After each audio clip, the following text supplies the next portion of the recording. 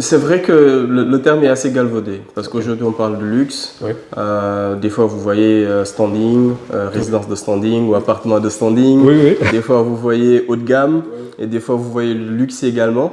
Bon, si je fais une classification, en tout cas de mon entendement et aussi par rapport à comment j'ai appris l'immobilier, je dirais que on a du logement social, on a du logement économique, on a du logement de standing, on a du logement haut de gamme et on a le logement de luxe.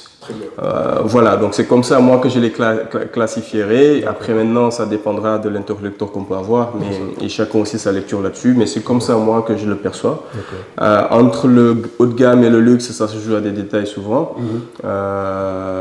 Voilà, donc pour caricaturer, je pense que le luxe, on le rencontre très souvent sur des destinations comme Dubaï, comme Qatar, où il y a vraiment des finitions faites aussi pour impressionner.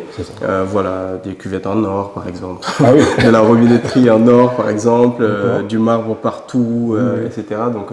Donc voilà, on peut utiliser, mais en tout cas, l'assimilation entre le haut de gamme et le luxe, quelque chose de très souvent pratiqué au Sénégal et on parle de la même chose quand on parle de ces deux choses-là. Alors, pourquoi on en est arrivé là? Parce que c'est un secteur qui demande beaucoup de précision déjà. Nous, pourquoi on s'est lancé? Ça partait d'un constat au fait qu'il n'y avait pas une offre qui était en adéquation avec certaines demandes.